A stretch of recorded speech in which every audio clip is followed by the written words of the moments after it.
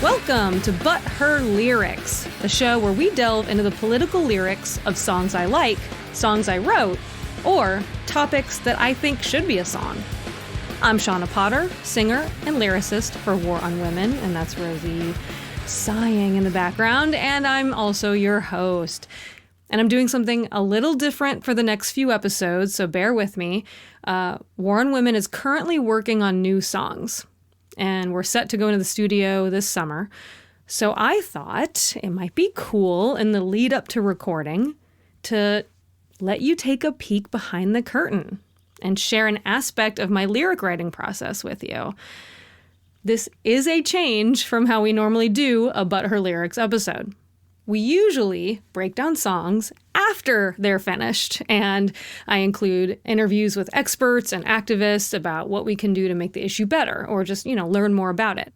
Instead, the next few episodes will be a series of unedited, casual, and personal conversations with fellow writers for the sole purpose of helping me improve and finish these songs while they're still in a raw, unfinished state. By hearing a different perspective, it often helps me fill in like a third verse I'm having trouble with or something, stuff like that. Like I already have the idea, I know what I'm going for, I probably have most of the song written already, but I need to reach outside myself a little bit to finish the song. So while this might be a new approach for the pod, I have had these types of conversations before. I did it for our last album, Wonderful Hell, which you might have heard about in the Seeds episode. That's season 1, when I interviewed my friend and activist, Brittany Oliver, about the conversation that we had for the song Seeds. But what I've never done is share the actual conversation with anyone. There is a catch. Here's the catch. These meandering conversations can get personal. So they are exclusively for my patrons, one of which you can easily become by going to patreon.com/Shauna Potter. So whether it's $5 a month, $10 a month, or $50 a month, you can help me create a podcast, write, record, and perform songs, and develop my skills under the Safer Spaces umbrella. And you get cool bonus stuff like this series as a thank you. And you want to hear them because I'm chatting with some very awesome people. Since it's not a classic But Her Lyrics format, I get to chat with some dudes. I get to talk to my dude bro friends, like Jay Robbins of Jawbox and Magpie Cage Recording Studio, who we work with all the time. Also Zach Blair of Rise Against and Guar, among other bands. My journalist friend, Elizabeth Dickinson, that's a must listen. And more that I'm, working on making sure it's okay that I share these conversations with you, so I can't say too much more about them yet. In a second, I'll tell you how today's guest and interview helped inspire this whole thing. But first, let's get this out of the way. Patreon! This episode's sponsors are First Defense Krav Maga in Virginia and Pupcakes and Pastries. Their links are in the description, and big shout out to my badass recruit, Melissa P. So sign up as a recruit on my Patreon if you want an official sponsor shout out on the show. You'll also get a copy of my book for free and get to make random fun requests. And of course, you'll have exclusive access to the Lyrics in Process series of conversations coming out soon, as well as a diary of my afternoon leading a bystander intervention training for our sponsor, First Defense Krav Maga. Thanks again for having me out there, you guys. So head to patreon.com/Shauna Potter to see everything else you get in any of the 6 available support tiers. And of course, a reminder for my patrons, don't forget to message me to schedule those one-on-one calls and those show shout-outs that you get. All right, it's no secret, I'm a Sadie Dupuis fan. She's behind bands like Speedy Ortiz and Sad13. She has done some cool stuff to keep fans safer at her shows, which I detail in my book, Making Spaces Safer. And one of those cool things? Selling my book at the merch table and giving it to venues so more people can learn the stuff that's inside of it. You'll notice in this conversation that we're not focusing on one of her songs specifically. I think the reason why is we're friends in real life, and I think that we were more comfortable canceling and rescheduling this interview with each other than maybe we would have been with someone else. You know, if one of us got slammed or overwhelmed, we would just say, dude, I can't. And the other person would be like, that's fine, no big deal. But that happened a couple times, few. So by the time we did get around to meeting up and talking, her original song choice just wasn't going to work anymore. I explain why at the top of the interview, so keep listening to hear two friends who've never talked about songwriting with each other talk about songwriting with each other. Interview time! Sadie Dupuis. Shauna Potter. Thank you for joining me on the podcast. Please introduce yourself and correct me on how to pronounce your last name. I don't even know if I've ever said it out loud before. You did it perfectly. Yeah. Okay. I'm Sadie Dupuis, and as pronounced correctly by your host, Shauna Potter. Yes, there's a record. Yeah, you got it. So we were going to focus on your song WTD ?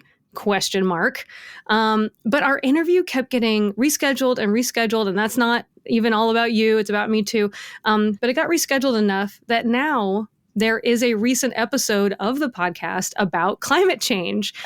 So we missed the boat on that one. So I thought... Unfortunately, we have not been... I mean, we've missed the boat to do something about it in many regards. But I think we're living on this boat, Shauna. That's the darkness I was looking forward to in this interview. Well, I thought it could still be an opportunity to, instead of like honing in on like one song, to just talk about your songwriting in general. Is that cool with you? That sounds really fun. Okay. So first question, how did you start to play music? What instruments were you drawn to? Who inspired you? What was playing in the house when you grew up? Where does all this come from? Yeah. My dad played piano. And my mom does not play anything, but both had worked at record labels in the 70s. So well before, I'm born in 1988. So I think maybe the last either of them was Music Biz was like 1980. So you're not a Nepo baby is what you're saying. Though people love to make that comment because my dad worked A&R for ZE Records, the like James Chance and like Lydia Lunch like label. Oh, okay. So yeah, I definitely got all of my connections from my dad working A&R for no wave bands in the 1970s. You got me. But they were avid music fans and always playing the radio in the house. We would go to like record fairs and collect CDs and tapes and things like that. So I grew up listening to a ton of music. And then I started to take piano lessons when I was a little kid because my dad played and had one. So I remember writing my first song with my dad's help when I was like 6 years old. I just set like a children's book to music. Oh, wow. Do you remember the melody or anything? I do, but I'm not going to sing it for you. But maybe, if we do it in 2 years, privately. Come back to this. Okay. Yeah, next time I see you in person. And then I joined a children's choir not that long after that. And I was in a series of children's choirs, ultimately doing one like semi-professionally. Like it's a children's choir that won a Grammy. We toured internationally. It's not like a punk touring, but it is a little bit, and that I slept on like people's couches. They were just like host families who were like very Christian and thought singing children were angels. So I was doing all that stuff, and the children's choir that I was in for the long period of time did like really kind of avant-garde, a lot of like Russian contemporary to like, 1920, contemporary classical. So weird time signatures, weird, you're holding a clashing note against the person who's next to you for a long period of time. So I'm doing all that while also like my parents are into, indie rock. My dad is getting all the Matador CDs from other music or wherever. Right. So I'm getting into like Liz Phair and Pavement and Sebadoh. And I also love like 311 and Deftones and Incubus. So I start playing guitar when I'm just about to turn 13. And I think between those influences and like the children's choir stuff, I started writing songs pretty much immediately. And it makes sense that they came out this way. Yeah, wow. And that's my background, I guess. Do you still read music or do you just go by what feels right? I am not good at it. I can do it, but I have to like sit and plink. I can't like sight read, you know? What do you remember about your first live show that wasn't the children's choir, like that was your band? Yeah, I went to so the children's choir was inactive in the summer. Probably should have been the other way around because I missed a lot of school. Who came up with this? I almost didn't pass a grade. So I went to this summer camp starting when I was 13. And I'd been to a couple camps before that were kind of like YMCA or like Girl Scout adjacent, very like, you know, you're going to do archery and like do a lanyard and stuff like this. And I didn't like it at all. I hated it. I wanted to be home. I wanted to just be like reading my books all day. And then my mom had moved at some point. So I grew up in New York, and my parents were like never together when I was alive. But my mom moved to rural Connecticut when I was going into middle school. And she happened to be 20 minutes away from this like amazing summer camp that was Montessori style. And basically it was composed of a number of different art studios. So there was like a glass blowing studio, sculpting, welding, like metalsmithing, recording studio. For children? Mm-hmm. Wow. And the cool thing was, if you wanted to do nothing all day, that was your decision for that day. You're totally free to decide what your day looks like, unless you commit to being in a play or something like that. So I started to play in bands at camp that year when I was 13. Yeah, that must have been the first time I played, but I don't remember the specific like first show. But I had a little punk band the first year. And I just kept having different bands every year. And eventually I would do that.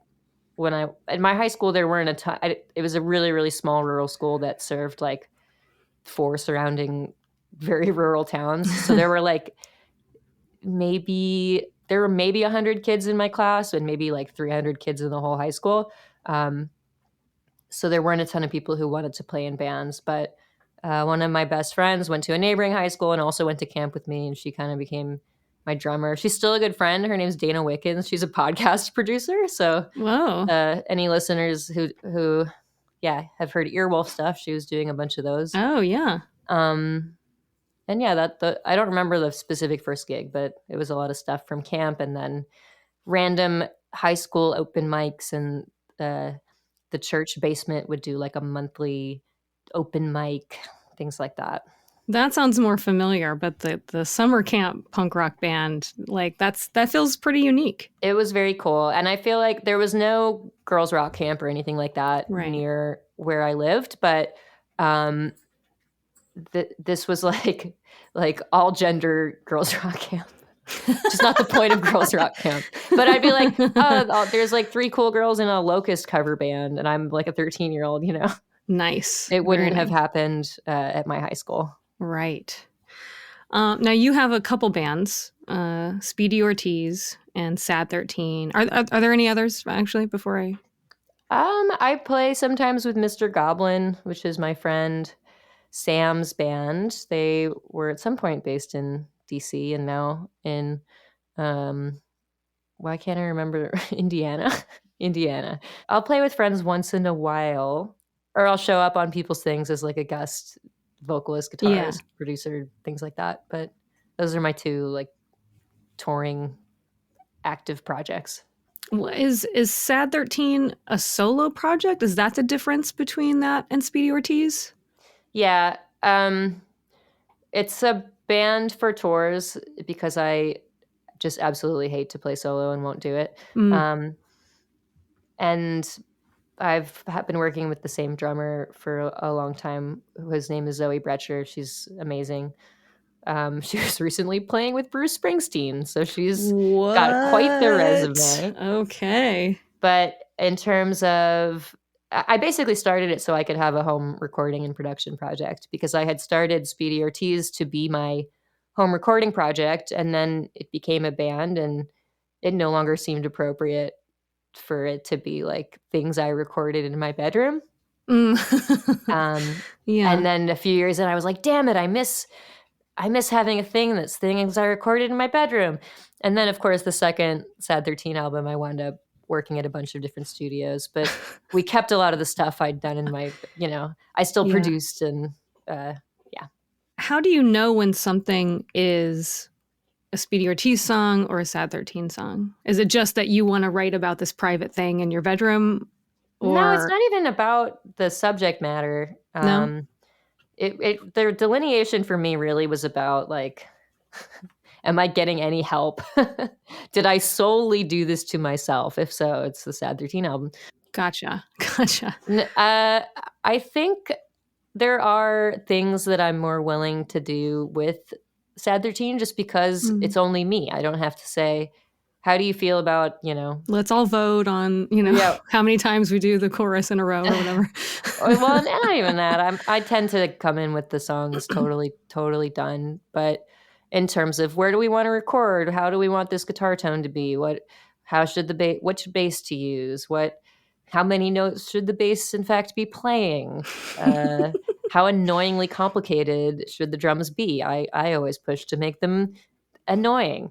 So that seems more the distinction to me. And so on the Sad13 album, I included there's 2 tracks that have some orchestral arrangements. That's not something I felt was a good fit for Speedy as a band before, but it's something I like a lot. So I felt I'm like, I love Scott Walker. Let me incorporate some weird orchestra stuff. I love hyperpop. Let me gesture to that a little bit. I like really cheesy, 80s new wave stuff. Let me grab those synths. Yeah.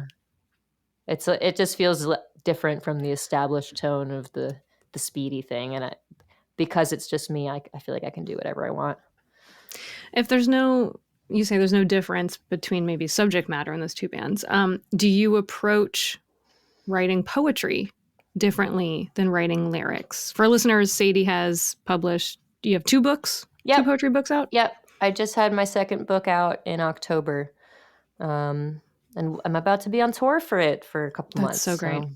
I love doing my book tour. It was so cool. Yeah. To not load a cabinet upstairs. People don't understand. You know what I mean? I think authors don't get it, because authors are like, you're touring so much on this book. I do 8 shows and I'm exhausted. And I'm like, yeah, and you fly to every single show. Yeah. You have no idea how much it pains the body to be in a rock band. Yeah, you're like, this is fucking easy. I'm showing up to a bookstore every day. Yep. Great. It's beautiful. I come home with books. I get to eat breakfast. You are an avid reader, like the kind that pisses me off, because you read so much. I don't know how you fucking do it. But check it out. Do you I feel like people who tell me that they don't understand how I read so much have some other thing that they do that just isn't. I just watch TV. That's why. There you go. I mean, I watch TV too, but I watch no movies. Oh, wow. And I see, I'm trying to change. I got a membership. Why change? Philly has a cool indie theater that gets interesting things. So I got a membership this year. So I'm trying to change. But that's cool. A lot of times the people who are like, how do you read so much?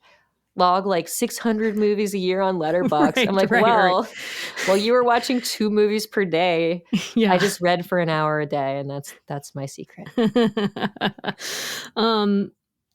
So all right. So let me ask the other question again first. But how do you approach writing poetry differently than writing lyrics? Or when do you know actually this is a poem, it's not a song?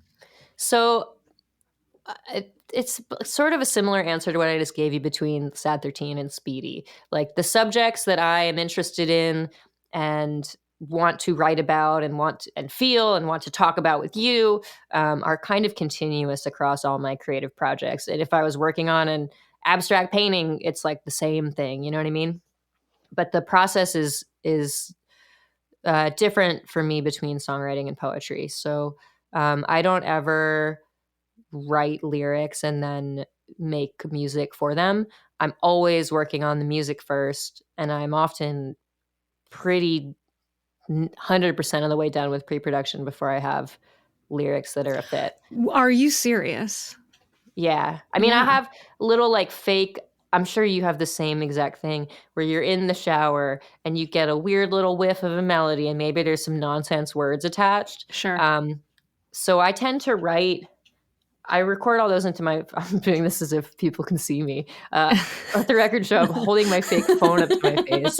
I sing a lot of little voice memos in, and when it's time to work on an album, I go through, I wonder if I have it. You mine them, yes? I go through every single line. I take a note. What key is it in? What kind of tempo is it? And I do like my own self-assembled writer's room of me from the past. So often there's like 5 or 6 voice memos into one song.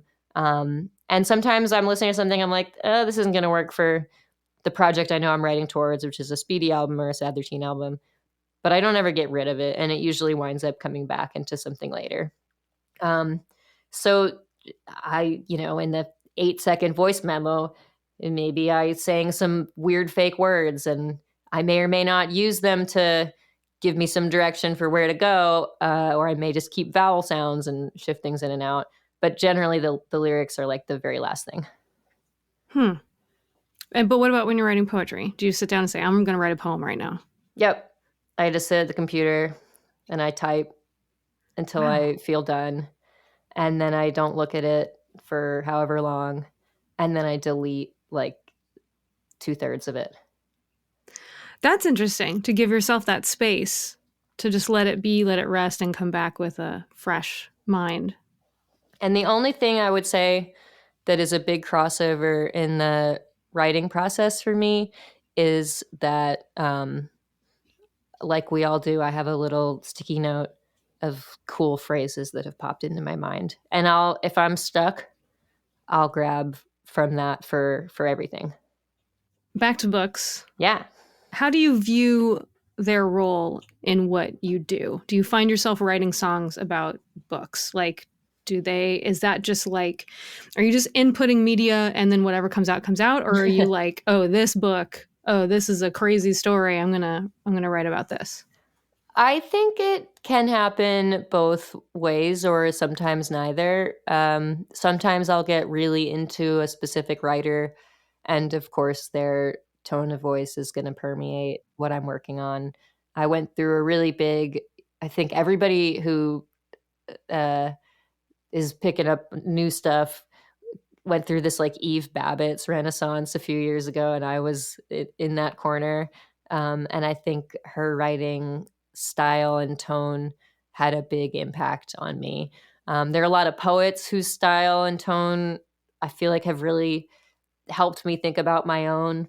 And so those are less narrative or structural references that I would take from them.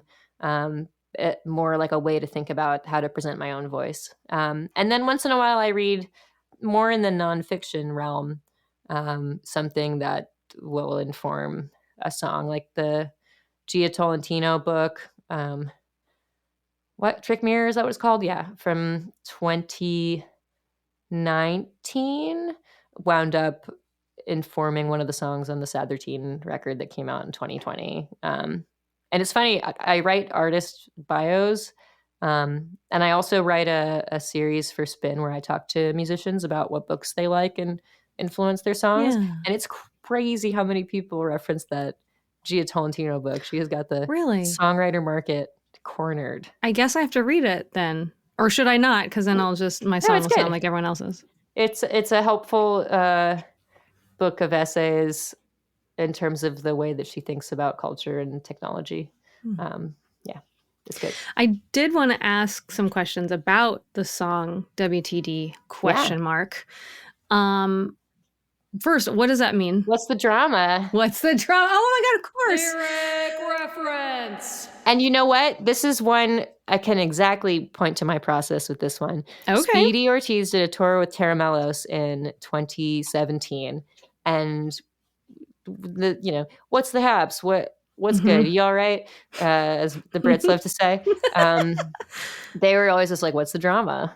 And so we were all saying this. Speedy was all copying them the whole tour. What's the drama? Yes. Yeah, band jokes. Yeah. Yep. And to the extent that I typed in WTD in my phone to expand into what's the drama, which became very annoying when it was a song title, because I still don't think I've turned that off. So every time I've had to type in, probably when I was emailing you to say, let's talk about this song, I probably typed WTD and it expanded. And I went, ugh, and I had to retype it. I had the same problem with Trump. And I think there's a couple other, Anyway, so I had this, what is the drama? Just hook on my phone, went back to it a couple years later, was like, oh yeah, that's pretty good. And had to figure out what that could be about. Yeah. And I believe around the time that I had made the demo and done all the pre-production, there was some. Now, of course, it's much more of a reality. At the time, must have been 2018.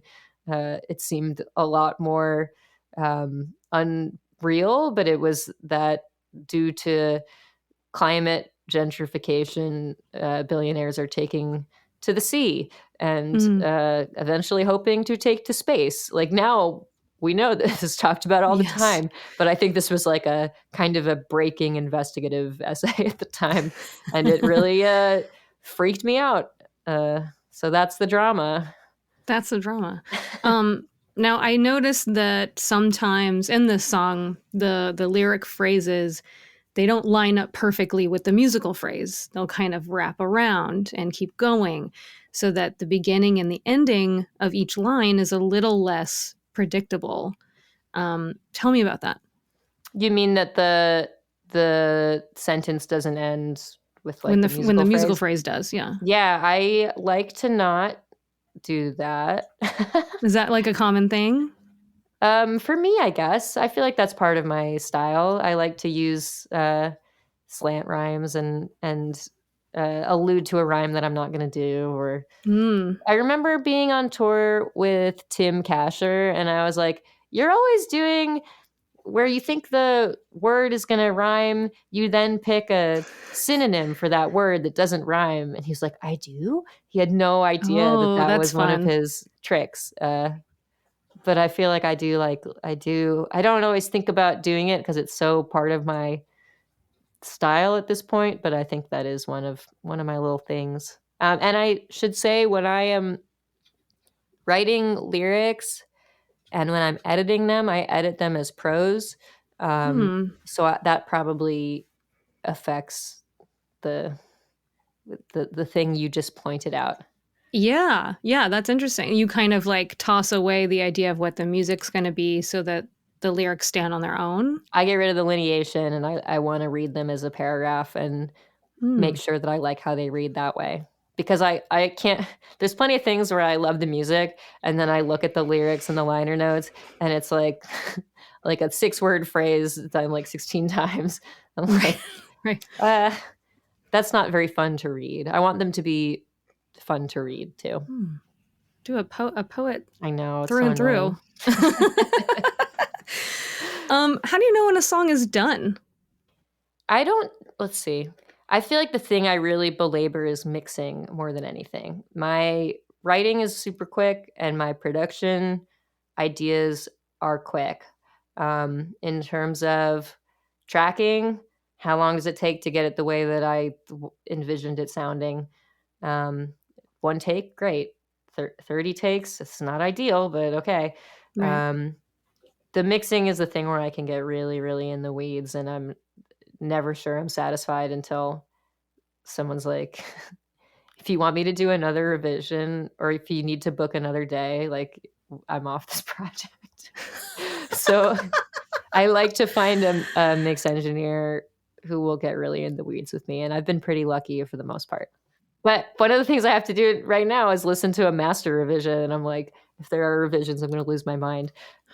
So It's we'll see. so fucking tough mixing and mastering. Like it's like I have a good ear, you know. I do. I have a good ear, but those tiny differences adding up to bigger total different. It's just like, yeah, you could just never stop mixing one album. Like you could do it forever.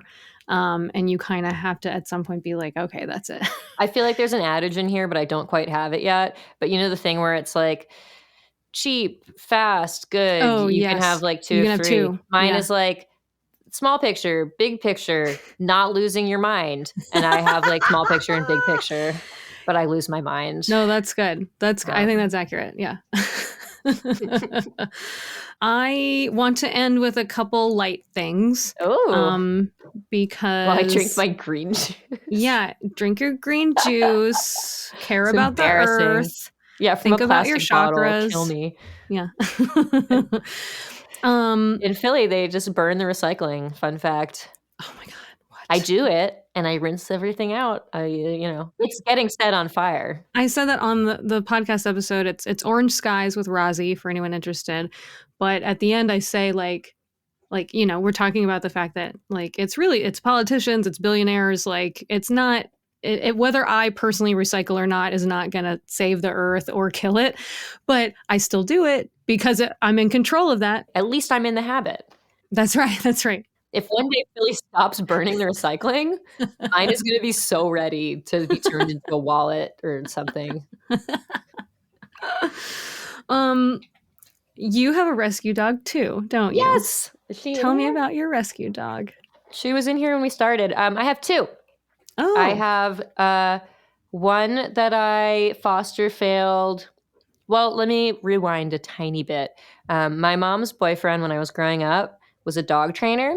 Oh, and he really? had 10 dogs of his own in addition to whatever dogs he was boarding to train. So I grew up with a lot. And my mom and I had a dog too. So I grew up with at least 11 dogs around a lot of the time and became obsessed with dogs. And my first email address was dogsmart7@aol.com because I was 7. Why'd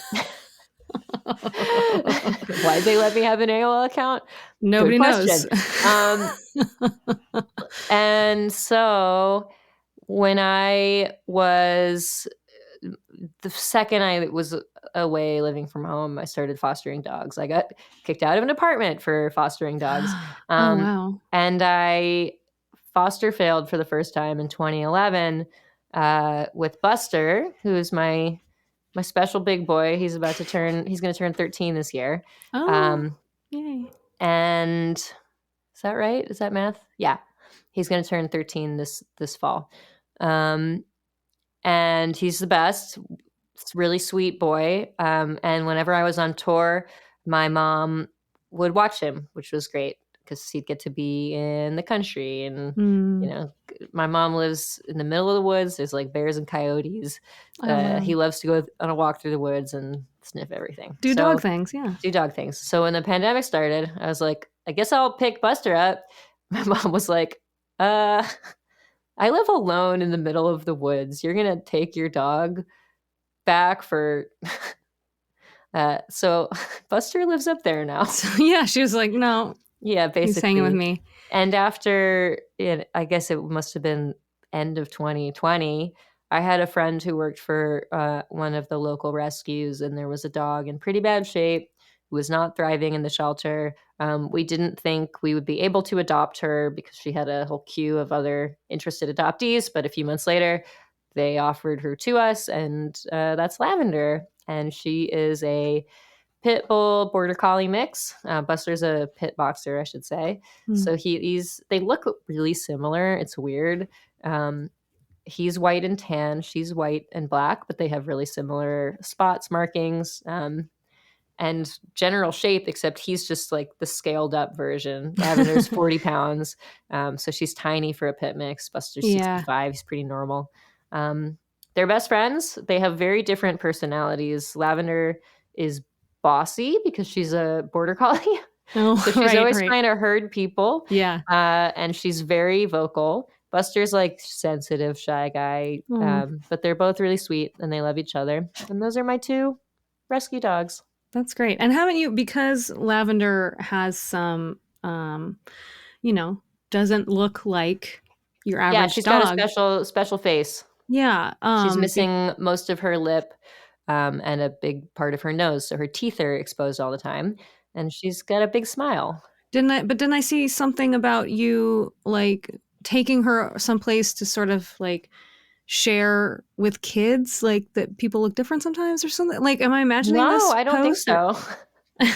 But yeah, I haven't done that. But or maybe it just happened. Maybe you were just out and the kid was like, "What's going on with that dog?" And you're like, I do have conversations like that with kids sometimes, because even other dogs sometimes misinterpret her face because her teeth are just out. She can't help it. There's nothing to cover them. So I do sometimes get to talk to kids who are a little scared, and then they find out she's a love bug, and they're very happy to meet her. Other dogs we have to be a little careful about, and we don't take her to a dog park because we've had situations on the street. She loves meeting other dogs, and she's very friendly. She's got no issues, which is interesting because she probably was part of a fight ring. That is the best explanation for her injuries. No trust issues with dogs or people, totally friendly to everybody. Wow. But once in a while, another friendly dog that she's playing with suddenly gets really weird and aggressive, and presumably it's because her teeth look bared, even though she's just going about her day. Yeah. Oh. Yeah. Well, I feel for her. So yeah, I'm really... No, she's a spoiled brat. Don't feel for her. Oh, okay. She's only not harassing me for dinner because I fed her 40 minutes early so I could talk to you. She's a princess who gets everything she wants. All right. So in this song, WTD ? And I'm totally it's just called WTD. I'm just being a jerk by saying question mark over and over. Yeah. You can add the question mark. Thank you. But you mention flora and fauna. Lyric reference. And so I thought I would ask you, what is your favorite type of flora and fauna? Oh my God, I know nothing about plants. This is the dark moment where you find out. How dare you write a song about it then? Because it's, the chorus is from the perspective of someone who's like, I don't care about the planet Earth. What's the drama if they're gone due to my miserable actions? What's my favorite flora and fauna? Fauna, I mean, Dog Smart 7. I gotta go with canines. Yeah. All varieties of canines, and anything that is like, I'm obsessed with fox videos.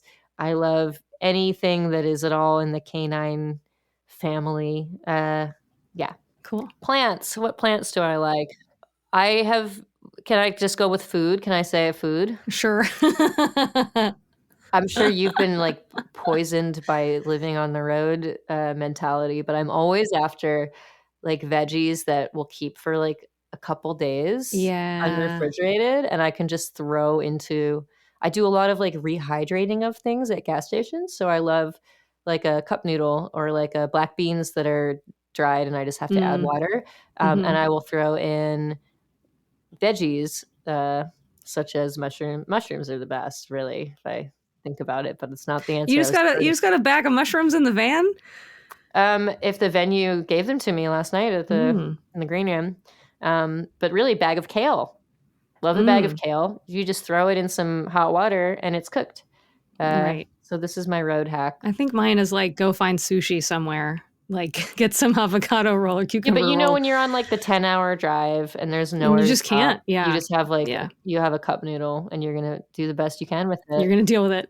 Yeah. Throw some kale in. It'll be great. That gas station water is boiling. It's gonna cook it perfectly. Tour hacks, people. Yep. And what's sad is that I love my tour noodles and I make it at home if I'm pressed for time. No, they're great. They're great. I think the first thing to go for me is like Like, I can only have Subway so much. Mm. Like, I will always vote for Taco Bell over Subway because I'm vegan too. So, like, Yeah, Taco Bell's the number one. I've never been poisoned by Taco Bell. I never get food poisoning from Taco Bell because I don't eat meat. And what's weird is Chipotle, also very vegan friendly, but it makes me, I like it. I like it a lot, but it makes me so much more sick than Taco Bell. Really? Why is that? And it's more expensive, so. And it's a lot more expensive. Okay, well, how can people find you? What do you want to plug? Blah, blah, blah. You can find me on Twitter if it's still up before this podcast comes out. It do take a while to edit, so you never know. Sad13, SAD13. It's the same one on Instagram. I do have Facebooks, but I don't look at them ever. Those are kind of the ones I'm on. I don't have TikTok. That's fine. I'm on a book tour, or maybe I will be by the time this comes out. I don't know, but safe to assume yes. And you can find more about that at sadiedupuis.com, which you can see how it's spelled in the. I'll put in the show notes. The episode. I'll put in the show notes. I'll put links to your stuff, and also, I'll get some stuff from you about any books, organizations, or activists you want to share with us that made an impact on you regarding this song. And so, we'll get it all in the show notes, and people can find it there. Awesome. Thank you, Sadie, so much for joining me. Thank you for having me, Shauna. I'm sorry it took us so long, but it's great to get to see you. I think it was worth it. This was so much more fun. This was so fun to talk to my friend about songwriting in general instead of like having to talk about climate change again, which I know we have to do. We're all thinking about it every moment of every day, so... It's nice to have a laugh with a friend. I got hailed on today while it was like 65 degrees out. Wait, is that true? Yeah. Oh my God. Yeah, you ain't lying. Okay. Yes. Well, good luck to us all. And maybe we'll all still be around by the time the podcast comes out. Who knows? Who knows what'll happen to the planet by then? Fingers so crossed. Sounds good. Thanks, Sadie. Yeah, thanks, Shauna. Thank you, Sadie, for this fun and enlightening conversation. Touring children's choir? Come on, that is so cool. Obviously, check out all the links in the show notes to Sadie's music and books, plural. Not jealous at all. No, seriously, that's amazing. Check out all those links. And I'll still play her song, WTD, at the end of the episode, just to satisfy your curiosity, because we did mention it a few times. But there's also a cool lyric video available to watch, so that'll go in the show notes too. Like I said at the top of the show, the next few episodes after this one will be hosted exclusively on my Patreon, and they are not to be missed. They are deep, raw, unfiltered, unedited, personal, and I think they give an accurate view of writing lyrics in a political feminist band that's been around for over a decade.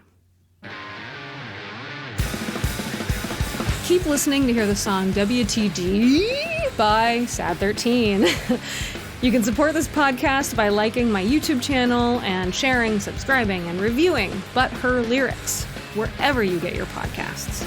It's free and it does help. To find episode transcripts or to find out more about what I do, my book, my trainings, my Patreon, head to shaunapotter.com. And to learn about all things War on Women, head to our Linktree at linktree.ee/waronwomen. I'm going to go out on a limb and end the show with trans rights are human rights. Fuck the GOP.